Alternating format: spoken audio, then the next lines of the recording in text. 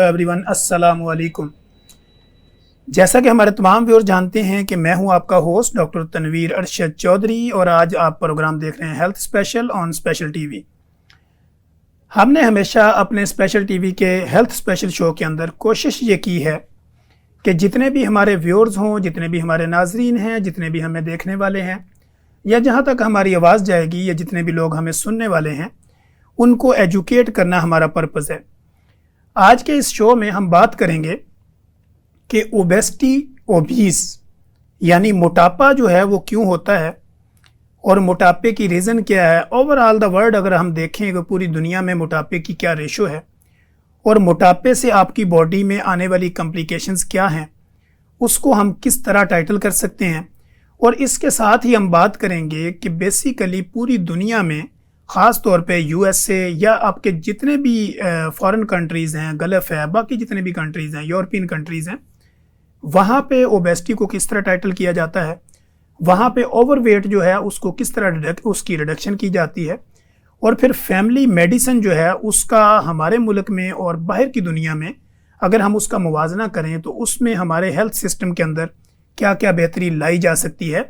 इन सारे मौज़ूआत पर बात करने के लिए मैंने अपने स्टूडियो में जिन शख्सियात को दावत दे रखी है उनमें मेरे साथ एक माहिर ग़िज़ाइयत और मोस्ट फेमस डॉक्टर फ़िज़ा नवीद मौजूद हैं। डॉक्टर साहब, मैं आपको वेलकम करता हूँ, मैं आपको अपने शो में वेलकम करता हूँ। और इसी तरह हमारे स्टूडियो में एक मोस्ट पॉपुलर और most famous consultant family medicine doctor Riftul Muntaha जो यूएसए से तशरीफ़ लाई हैं। डॉक्टर साहब, मैं आपको भी अपने शो में वेलकम करता हूँ। Thank you. हम अपनी बात का आगाज़ करेंगे कि मोटापा क्या है और मोटापे को कैसे ख़त्म किया जा सकता है। तो मैं अपनी बात का आगाज़ माहिर ग़िज़ाइयत और डाइटिशियन डॉक्टर फ़िज़ा नवीद से करूँगा कि डॉक्टर साहब, मुझे आप ये बताएं कि मोटापा बेसिकली कैसे पता चलेगा कि कौन सा बंदा मोटा है या नहीं है। मोटापा जोन सा है बेसिकली ये फैट एक्यूमुलेट ज़्यादा हो जाता है हमारी बॉडी में। फैट जोन सा है जब वो ज़्यादा हो जाता है, वो रिड्यूस नहीं हो पाता, तो ये ओबीस की तरफ चला जाता है। ठीक है। ओबीस एक तरह की ही नहीं होता, मोटापा आपके पास कई तरह का होता है, कई इकसाम का होता है। 3 इसकी इकसाम होती है, 1 ओबीस, 2 एंड ओबीस 3। ये बीएमआई से वेरी करता है कि आपका बीएमआई कहाँ पे फॉल कर रहा है। आप अंडरवेट है, जब आप ओवरवेट की तरफ हो जाते हैं तो वो मोटापा कहलाता है। इसका रिस्क फैक्टर में आता है कि अगर आपको मोटापा हो जाता है, कुछ हमारे पाकिस्तान में देखा जाए, हमारे पाकिस्तान में एजिंग फैक्टर बहुत जल्द फॉल करता है क्योंकि हमारा इन्वायरमेंट, हमारा लाइफस्टाइल ऐसा है कि हम फिजिकली एक्टिव नहीं होते। जब हम फिजिकल एक्टिव, हमारा रेगुलर रूटीन में जब फिजिकल एक्टिव ही नहीं है, हमारा वर्कआउट ही इंक्लूड नहीं है, हमारा खाना पीना हमारी डाइट जोन सी है वो ही मेंटेन नहीं है, तो ये मोटापा काज करता है। मोटापे की आप ये समझती हैं कि इसकी रिडक्शन जो है वो थ्रू डाइट, थ्रू एक्सरसाइज या थ्रू लाइफ मॉडिफिकेशन आप ज़्यादा बेटर करती हैं या मेडिसिन का इसके इन्वॉल्वमेंट होता है? ऑब्वियसली अगर देखा जाए तो हमारे पाकिस्तान में फार्मेसीज फुल हैं, ठीक है। अगर एक पुअर फैमिली से बिलोंग करता है वो इतनी इतने एक्सपेंसिव मेडिकेशन नहीं ले सकता। अब देखें, अल्लाह ताला की बनाई हुई चीज़ें में फ्रूट्स हैं, आपके पास वेजेस हैं, हर तरह के न्यूट्रिएंट्स उसके अंदर अवेलेबल हैं। जबकि अगर न्यूट्रिएंट्स उसके अंदर अवेलेबल है, हम वो क्यों नहीं ले रहे जो हमारे लिए फ़ायदेमंद है। केमिकल फार्मास्यूटिकल ड्रग्स जो सी हैं वो केमिकल से ही बनी होती हैं, तो हमें फ़ायदा ये उठाना चाहिए कि अपनी डाइट को, अपने न्यूट्रिएंट से लेकर अपने डिजीज़ को कवर किया जाए। इसके रिस्क फैक्टर्स में जैसे मोटापा कॉज होता है, इसके कॉज ये हो सकता है कि आपका इन्वायरमेंटल फैक्टर, आपकी डाइट। अब कुछ लोग ऐसे हैं कि एक एप्पल है, ठीक है, दिखने में वो एप्पल है, उसके अंदर कैलोरीज हैं, अवेलेबल हैं, लेकिन वो एप्पल का खाने का कोई टाइम भी है, हमारा अप एंड डाउन हो जाता है, और यही कुछ चीज़ें मोटापा कॉज करते हैं। और इन्हीं की वजह से डिफरेंट डिजीज़ डेवलप होती हैं, लाइक डायबिटीज़ हो गया, ओबेसिटी की वजह से ही होता है। डायबिटिक पीसीओएस बहुत कॉमन है फीमेल में, वो किसकी वजह से होता है, वो मोटापे की ही वजह से होता है। जी, यहाँ पर नाजरीन, जैसे कि आपने देखा कि डॉक्टर साहबा ने बड़े ज़बरदस्त अंदाज के अंदर इसको एक्सप्लेन किया कि मोटापा बेसिकली है क्या और उसको टाइटल कैसे किया जा सकता है। तो मेरे साथ यहाँ पे स्टूडियो में जो एक most popular, most famous consultant family medicine doctor Riftul Muntaha जो यूएसए से तशरीफ़ लाई हैं, तो अमेरिकन लाइफस्टाइल के अंदर मोटापे का क्या रोल है और वहाँ पे मोटापे की क्या रेशो है, ये हम डॉक्टर साहबा से जानने की कोशिश करेंगे। जी डॉक्टर साहबा। अस्सलाम वालेकुम व्यूअर्स। सॉरी, थोड़ा मेरा गला बैठा हुआ है। लेकिन पूरी कोशिश करूँगी कि आपको रोशनाई करवाई जाए। Actually as an American doctor होने के नाते आपको बताती चलूँ कि ओबेसिटी अमेरिका में बहुत पॉपुलर है और इसका सद्देबाब बचपन से ही किया जाता है। आप जब जाते हैं, यहाँ पे तो कोई रिवाज ही नहीं है एनुअल फिजिकल एग्जामिनेशन का, यानी साल में जो एक दफ़ा आपने करवाना होता है फिजिकल मीन्स पूरी बॉडी का आपका चेकअप होता है, आपके ब्लड टेस्ट होते हैं। तो वो वहाँ पे बचपन से ही बच्चा पैदा होता है, एनुअल फिजिकल एग्ज़ाम प्लस जवान हो बूढ़ा हो सब हो एनुअल फिजिकल एग्ज़ाम करवाते हैं। उसमें ही बता दिया जाता है पेरेंट्स को कि देखें जी आपका बच्चा जो है वो आगे उसको BMI उसका सही नहीं है, ऊंचा जा रहा है, तो आप इसको कंट्रोल करें, ओबेसिटी को आप कंट्रोल कर लें, वरना ये ओबीस होने के इसको चांसेस हैं। लेकिन चिराग तले अंधेरा इस तरह है कि चॉकलेट्स बहुत पॉपुलर है वहाँ पे, हर चीज़ में चॉकलेट, वॉफल्स हैं उसमें चॉकलेट, मतलब आपको पता है कि वाइट ब्रेड ज़्यादा मोटापा करती है। वाइट ब्रेड की 2 अलमारियाँ होगी ग्रोसरी स्टोर्स में, वीट की 1 अलमारी होगी, उसके अलावा दूध के गैलन्स होंगे, वहाँ पे एक चॉकलेट मिल्क का भी गैलन होगा। ठीक है, तो पेरेंट्स इंटेंशनली, मार्केटिंग सोसाइटी है ना कि हर चीज़ की मार्केट्स होती है, ये तो आप बखूबी इल्म है। तो लेकिन अल्लाह मियाँ कहते हैं, सबसे पहले जब कहते हैं ना कि एक बच्चे का पेट बड़ा हो रहा है, ठीक है, अल्लाह मियाँ कहते हैं कि अभी डॉक्टर ताहिर डायबिटिशियन जो हैं, आप जानते हैं पाकिस्तान के मायानाज, उन्होंने बताया कि और ये फैक्ट है कि जब आपका पेट बड़ा हो रहा है, यहाँ से सेंट्रल ओबेसिटी हो रही है आपको जवानी में, तो आप को अल्लाह मियाँ देता है 4-5 साल, संभल जाओ, उसके बाद मज़ीद 4-5 साल देता है, अब तो डायबिटीज़ होनी है आपको अनफॉर्चुनेटली। तो इसमें यह है कि आपकी जो मेन मैंने देखी है, पुराने ज़माने में लोग होते थे, डाइट तो यही थी जो आज है, रोटी रोटी रोटी। लोग कहते हैं कि डायबिटीज़ के लिए लो कार्ब डाइट लेनी है। पहले क्या लो कार्ब डाइट होती थी? नहीं होती थी। 2 रोटियां सुबह, 2 पराठे शाम, 2 दोपहर रेगुलर खाए जाते थे, शाम को समोसे भी खाते थे। लेकिन वो भी जो वलों वाले पराठे होते थे जिसमें मक्खन, घी, फिर उसके साथ साग, शक्कर, गुड़। जी बिल्कुल, और ऊपर मक्खन उतना ही डाल के खाए जाते थे। जो जितना ज्यादा खाता था वो समझते थे कि ये अच्छा बच्चा है, बिल्कुल समझदार भी है, सेहतमंद भी है, हेल्दी होगी, हड्डियां वो कमज़ोर नहीं रहेगी, ये फैक्ट है। जी। तो लेकिन वो ये करते थे कि पैदल चलते थे, मीलों पैदल चलते थे, और उसके अलावा साइकिल चलाते थे, कोई उनकी एक्टिविटी होती थी, फिजिकल मूवमेंट ज़्यादा थी। हम लोग पिट्ठू गरम खेल रहे हैं, पकड़न पकड़ाई खेल रहे हैं, उनकी फिजिकल एक्टिविटी होती थी। हमारे गुल्ली डंडा था, बंदर किला था, क्रिकेट थी, फुटबॉल था, हॉकी थी। हाँ जी, तो आजकल क्या है, आप वीडियो गेम दे दें, आप मोबाइल दे दें, बच्चा बिजी है, माँ बाप को सुकून है जी। नहीं, अमेरिका में मैं एक मदर रही, पैसे दे के उनको गेम्स करवाई हैं, सब कुछ किया है, ऐसा है। लेकिन कमर्शियल सोसाइटी है ना, मतलब हम लोग तो पैसे दे के ये काम करवाते हैं कि आप फलानी वॉलीबॉल की टीम ज्वाइन कराएं, ये करें वो करें। इसके अलावा स्कूल्स में होती है उनकी रन, ये वो।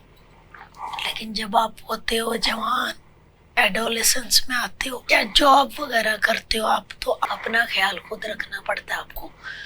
आप जो हैं, आप अपना एक रेगुलर बेसिस पे जिम ज्वाइन करते हैं वहाँ पे गोरे वॉक करें, वॉक भी करते हैं। ठीक है जी। डॉक्टर साहब आप ये बताएं, जैसे डॉक्टर साहब ने बताया कि अमेरिका चूँकि उसको ये कहा जाता है कि उसकी जो लाइफ है वो बेसिकली फास्टर लाइफ है, तो हमारे यहाँ पे जो लाइफस्टाइल है वो थोड़ा सा स्लो होता है, लेकिन चूँकि American style very fast style होता है, और वहाँ पे चूँकि लोगों के पास टाइम नहीं होता और वो चीज़ें भी मैनेज करने का उस तरह का प्रोसीजर भी नहीं होता। जैसे यहाँ पे हमारे लोगों के घरों के अंदर 4 मुलाजमीन होते हैं या काम करने वाले, वहाँ पे ऐसा सिस्टम नहीं होता। वहाँ अपने सब कुछ खुद करना होता है, मैनेज भी करना होता है।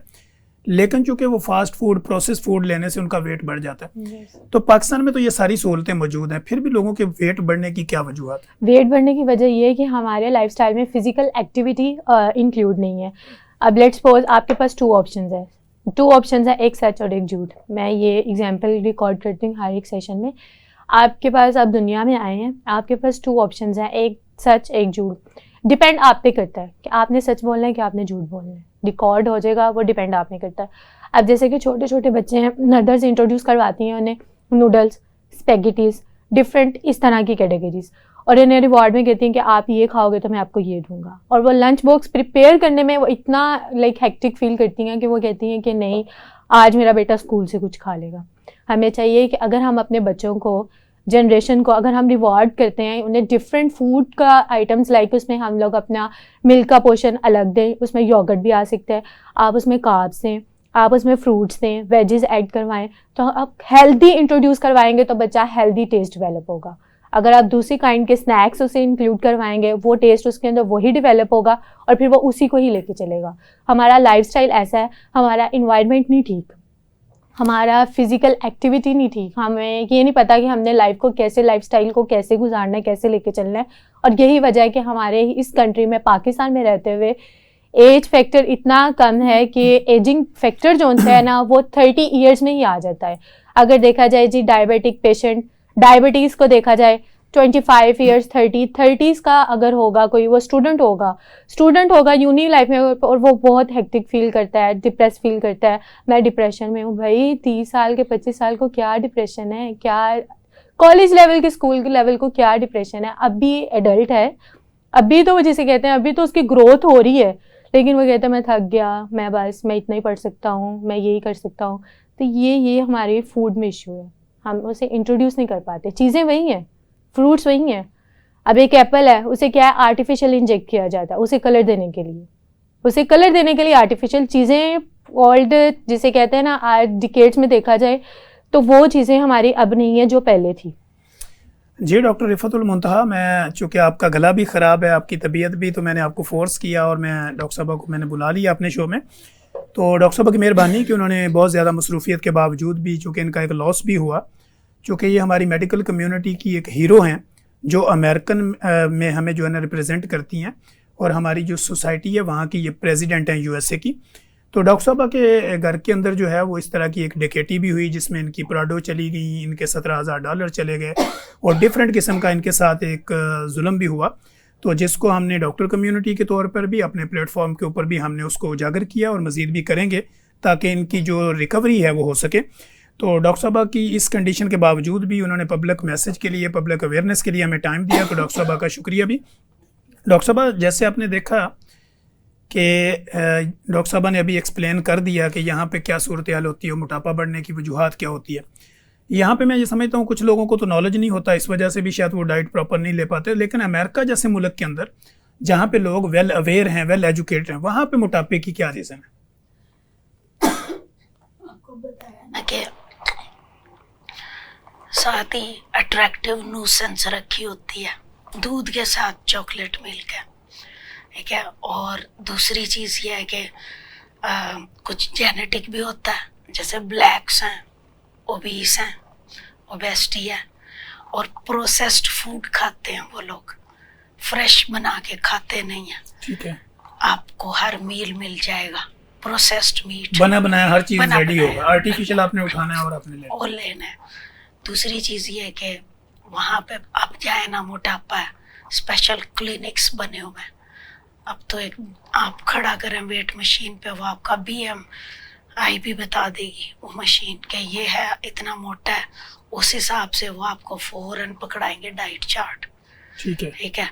यहाँ पे मैं पर्सनली कहती हूँ कि मुझे डाइटिशियन की ज़रूरत थी, उनके पास गई हूँ सब कुछ, लेकिन बट उन्होंने मुझे वो नहीं पकड़ाई चीज़ जो पकड़ानी चाहिए थी कि आप सुबह ये नाश्ते में खाएं, दोपहर को ये खाएं, शाम को ये खाएं, स्नैक्स में आप ये लें, और जो आप देते हैं डाइट्स में कि ये आप ले लें, वो प्रैक्टिकली खाना इम्पॉसिबल है, लोगों के पास टाइम भी नहीं होता। जी, वो इम्पॉसिबल है, टाइम भी नहीं होता। और सबसे बड़ा फैक्टर है इकोनॉमिक। आपके पास वो सैलेड के पत्ते नहीं मिलते, आपके पास मिले भी तो गंदगी बड़ी है, उसकी गंदगी सफाई बहुत नहीं है, हाइजीन का इशू है। एग्जैक्टली वो आप ज्वाइंटिस करवा लेते हैं वो खा के। एग्जैक्टली।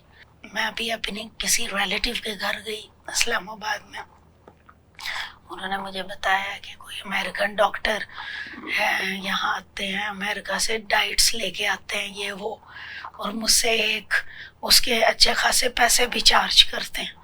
मुझे बड़ी क्यूरोसिटी हुई कि मैं देखूं क्या चार्ट है उनका डाइट, जो मुझे नहीं पता चला आज तो तक। हाँ जी, वो है मेरे पास। इफ़ यू वुड अच्छा। Like to take, I would be happy to provide you, मैं आपको दे सकती हूँ वो। और मैंने फ़ोटो कॉपी करवाई, तस्वीरें ली। लेकिन मुझे जो हैरानगी हुई वो ये थी कि वो सारा कुछ देसी चीज़ें थी। आप कहते हैं ना कि आप वो दालचीनी खाएं उससे शुगर ख़त्म होती है, वो उसमें था। ये मैं डायबिटीज़ के हवाले से बात कर रही हूँ।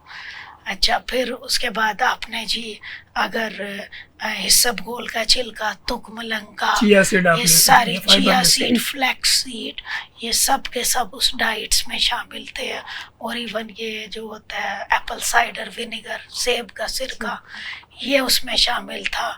और आपका पूरा डाइट चार्ट था, आज आपने ये खाना है, ये पालक खाना है, ये खाना है, ये खाना है। मुझे यानी बड़ी आपका कहने का मकसद ये कि जो हमारी पुरानी डाइट्स थी, जो पुरानी दादियाँ, फूफियाँ, नानियाँ जो खिलाती होती थी अपने बच्चों को, उसको मॉडर्नाइज करके यानी उसको जदीद करके उन्होंने एक चार्ट में कन्वर्ट कर दिया, तो अमेरिकन डाइट बन गई। एग्जैक्टली। और उसके बाद जनाब मुझे ये हैरत हुई कि मेरे एक पेशेंट है अमेरिका में, वो ले रहे हैं ओजेम्पिक, ठीक है, हीमोग्लोबिन A1C नीचे लाने के लिए, और पाकिस्तान वाले ले रहे हैं ये देसी चीज़ें।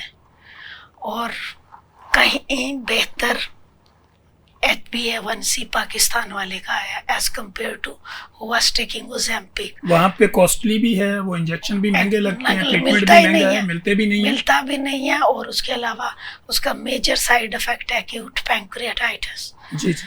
तो वो भी बंदा रिस्क पे लेके वो खाता है।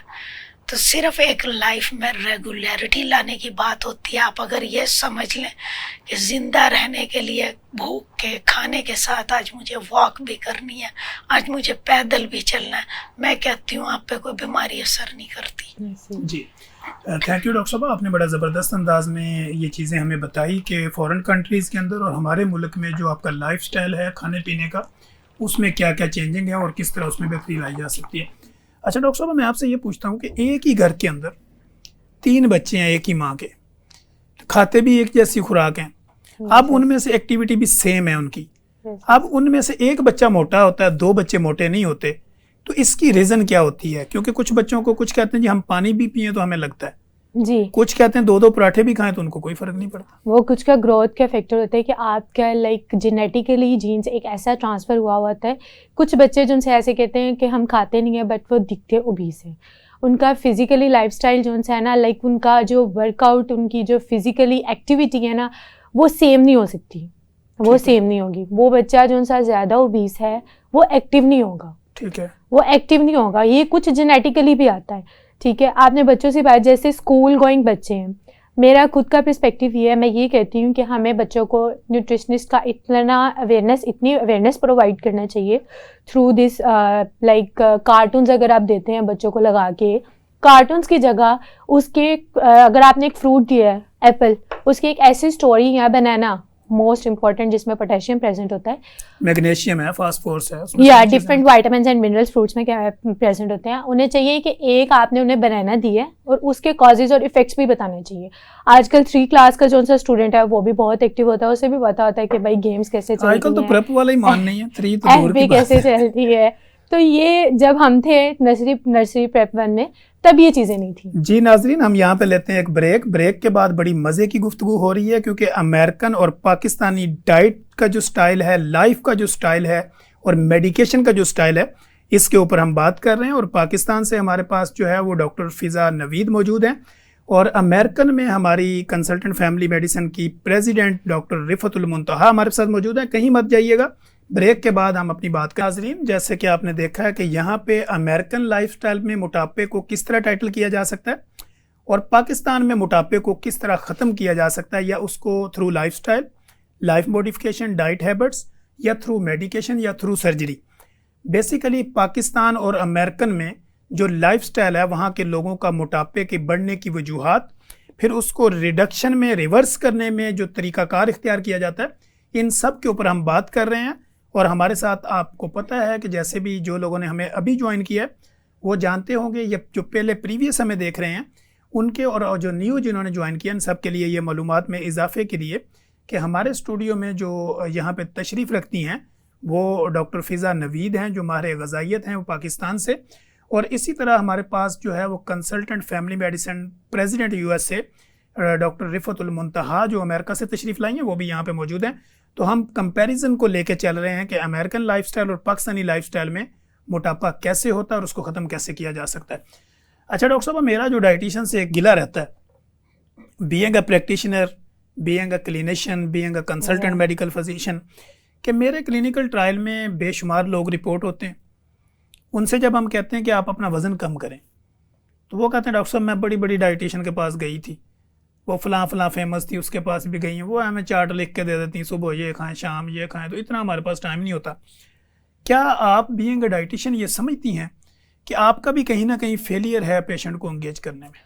फर्स्टली बात यह आता है कि आपने अपने ही पेशेंट, मेरे पास लेट्स सपोज अगर कोई एक पेशेंट आता है, फर्स्टली ये है कि उस पेशेंट को आपने इंगेज कैसे करना है, उसका इंटरेस्ट कैसे डेवलप करवाना है, ठीक है। उसका इंटरेस्ट डेवलप करवा के उसकी काउंसलिंग करके प्रॉपर, मेन पॉइंट ये है कि आपने उसका गोल सेट करवाना है, ठीक है। इफ़ अगर वो विलिंग है गोल सेट करने में, अगर उसका वो गोल को अचीव करना चाहता है, मेन आपके पास ओबेसिटी है जो आपके डिफरेंट डिजीज़ की वजूहात बनता है, डायबिटीज़ हो गया, PCOS हो गया, और भी आपके पास जिसे कहते हैं, यही तो वजह है कि हमारे कंट्री का और दूसरे कंट्री का वो क्या कहते हैं जी, लड़कियां देखने में लगती हैं कि भाई मैं स्मार्ट होना चाहती हूँ, मैं स्मार्ट हूँ, बहुत लाइक कॉन्शियस होती है। ये भी है कि यहाँ पे जो मोटा ताज़ा बच्चा होता है ना, जी, उसको फिट तस्वर किया जाता है, माँ बाप समझते हैं, बट ऐसा नहीं कि ये ज्यादा सेहतमंद है क्योंकि ये गोल मटोल सा है, गोंगलू सा है, बड़ा प्यारा सा लगता है, और लोग इम्प्रेस भी उसी से ही होते हैं ज्यादा। अच्छा। कि वो लाइक वो चब्बी सा लगता है देखने में। तो अगर आपके पास कोई आता है, देखिए अगर आप एक डॉक्टर के पास जाते हैं, आपको डॉक्टर भी तो एक पेज लिख के देता है प्रिस्क्रिप्शन का, आपने ये सुबह शाम खाना है, ये सुबह शाम खाना है, ये लाइक ये मेंटल लेवल डिपेंड करता है, सुबह शाम खाना है। आप उसकी टैबलेट जो है वो सुबह शाम ही लेते हैं, जैसे प्रिस्क्रिप्शन पे लिखा हुआ है, हमारे यहाँ पे लोग सेम एज इट इज वैसे ही लेते हैं। जैसे अगर अब डाइट चार्ट किसी डाइटिशियन ने लिख दिया है, वो कहेंगे भाई हम मैनेज नहीं कर सकते, ये क्या है, मतलब आपको पहले शायद इसमें अफोर्डेबिलिटी का भी इशू आ जाता है। और फिर कुछ डाइट चार्ट जब हम भी देखते हैं तो मेरा ख्याल है हमारी जो being a doctor, being a consultant medical specialist, जो मैं समझता हूँ, अपना ओपिनियन ये है कि हम जो ना वो पेशेंट को असेस नहीं कर पाते, कि प्रॉपर उसकी असेसमेंट नहीं हम कर पाते कि ये जो पेशेंट की कैटेगरी है या इसका जो लेवल है। जैसे मैं अगर being a consultant medical specialist, मैं अगर आपको कहूँ मेरे पास कोई पेशेंट आए, तो मैं क्या करता हूँ, मैं सबसे पहले 78% उसका साइकोलॉजिकल ट्रीटमेंट करता हूँ। मैं उसके माइंड को पढ़ता हूँ। जब मैं अपना नुस्खा लिखता हूँ, फिर मैं उसकी पॉकेट को देखता हूँ कि मैंने ये जो प्रिस्क्रिप्शन लिखनी है, मैंने अकॉर्डिंग टू दी इसकी पॉकेट लिखनी है कि जो ये अफोर्ड कर सकता हो।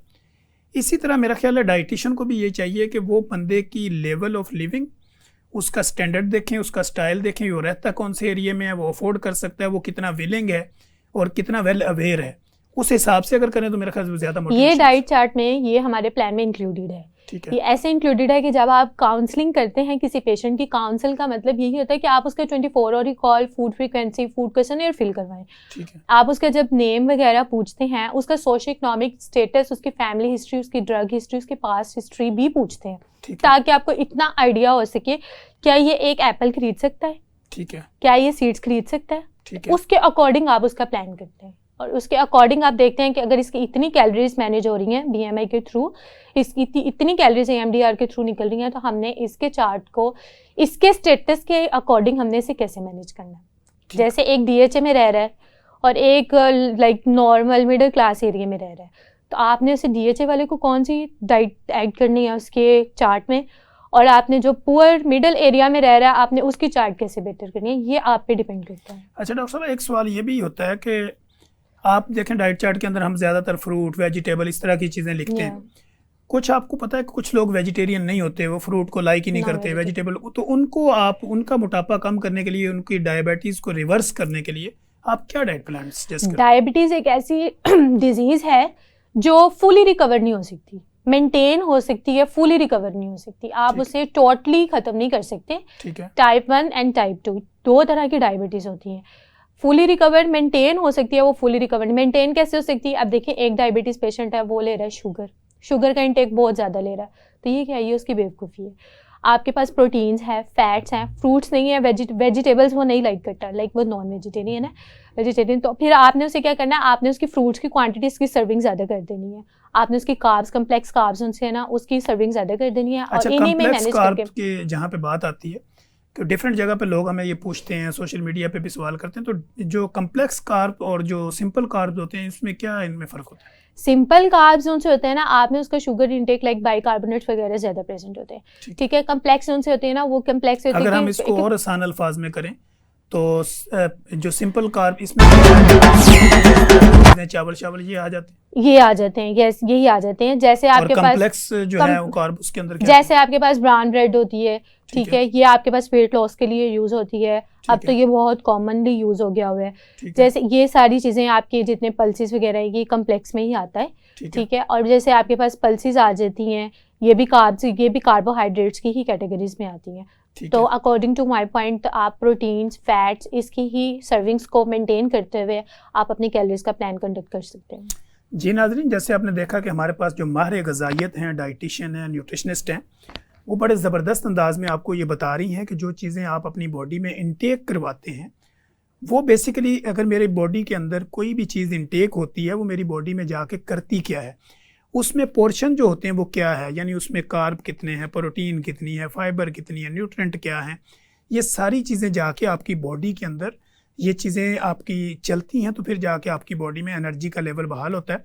लेकिन सिंपली ये होता है कि जो भी चीज़ आप इंटेक करते हैं, खाते हैं, वो कन्वर्ट होती है ग्लूकोज में। अब जो हमारी बॉडी के अंदर एक सुपर हार्मोन होता है जिसको हम इंसुलिन कहते हैं, और जो इंसुलिन हार्मोन होता है वो आपके ब्लड के अंदर से ग्लूकोज को निकाल के आपके बॉडी सेल और बॉडी आर्गन को ट्रांसफ़र करता है। जब वो बॉडी सेल या बॉडी आर्गन आपकी इस ग्लूकोज को लेने से इनकार कर देते हैं या रेजिस्टेंस पैदा करते हैं, तो वही ग्लूकोज आपके ब्लड में वाफर मकदार में घूमता रहता है।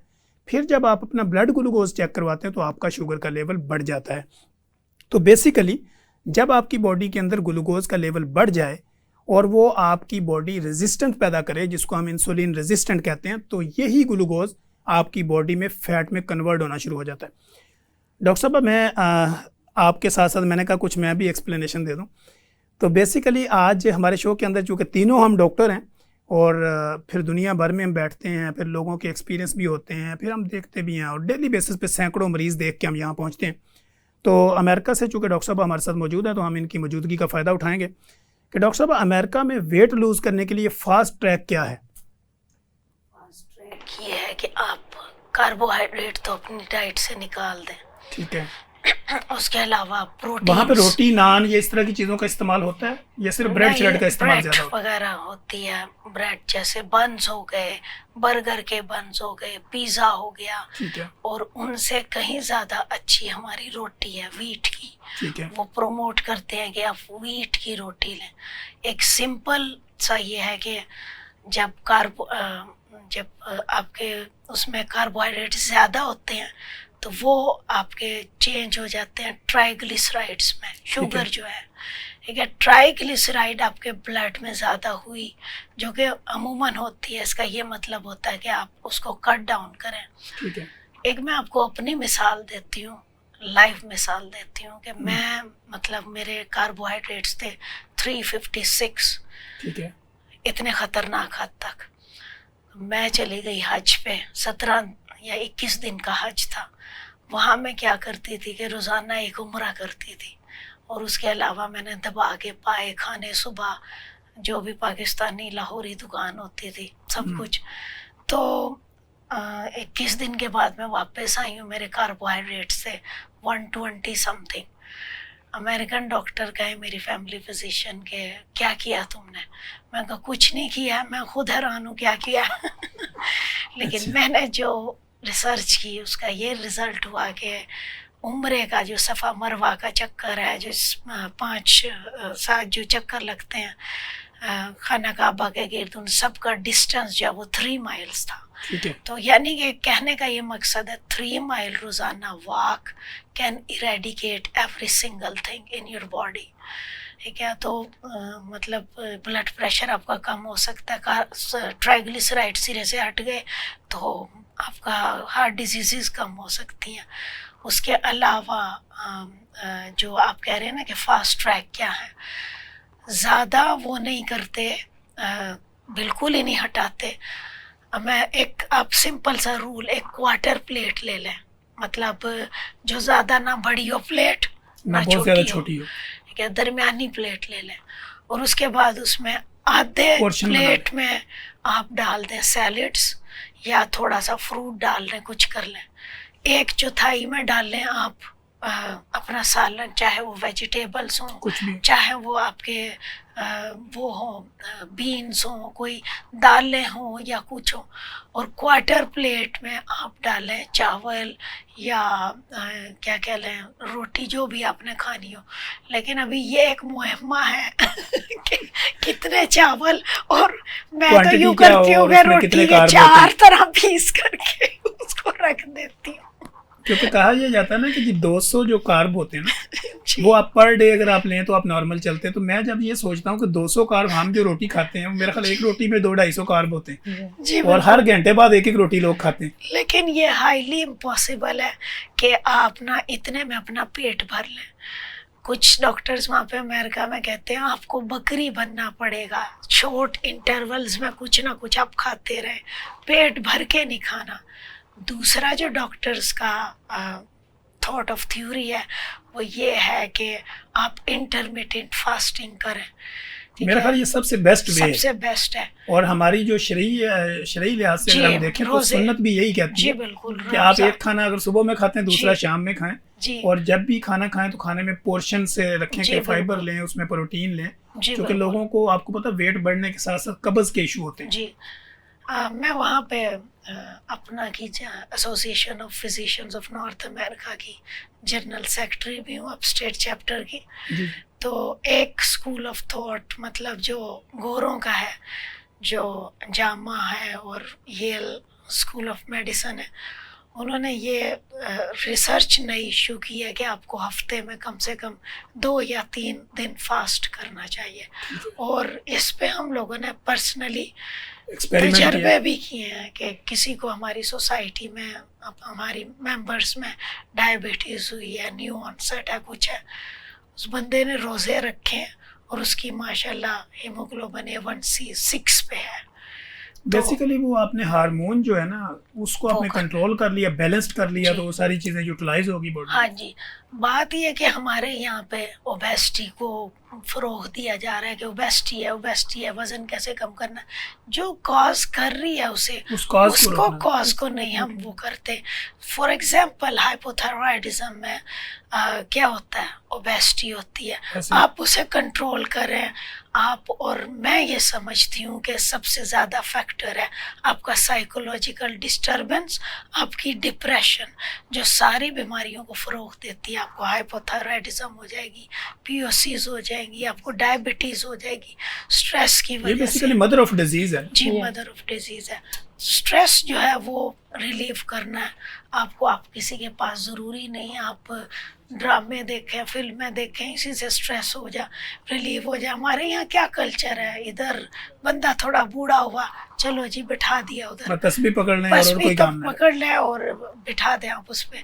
नहीं भाई, उसके ऊपर आप कमरे में टीवी लगाओ। आपकी एक सोशल लाइफ भी है, आपने लोगों के साथ एंगेज भी करना है, लेजर टाइम गुजारना है, अपनी फ्रेंड्स को मिलना है, तो तब जाके आपकी जो मेंटली रिलैक्सेशन होती है, ना कि सिर्फ आप एक ही काम पे लगे। मोटिवेट करना भी इसका सलूशन है। अगर आप किसी को मोटिवेट करते हैं, अगर वो डिप्रेस है, हमारे यहाँ पे सोसाइटी में क्या है, अगर वो डिप्रेस है वो अपना बताते हैं कि मैं इस बात से डिप्रेशन हूँ, उसे और इस बात से इंगेज किया जाता है और टेंशन में डाला जाता है कि भाई नहीं ऐसे नहीं, ऐसे कर लो, ऐसे। हमारे यहाँ तो ये तो आप बात कर रही ना कुछ पढ़ी लिखी सोसाइटी की, अगर आप थोड़ा सा लोअर लेवल पे चढ़े जाएं तो वो अगर आप किसी को कहें इसको टेंशन है, वो कहते हैं इसकी मैं टेंशन सेट करता हूँ, इसको कोई टेंशन नहीं। ये ड्रामे करते हैं, ये इनको पता नहीं है। तो नाज़रीन, ये आपने देखा कि अमेरिका में किस तरह जो है ओबेसिटी के बारे में अवेयरनेस दी जाती है, किस तरह मोटापे को कम करने के लिए कोशिश की जाती है, ये डॉक्टर साहब ने आपको बताया।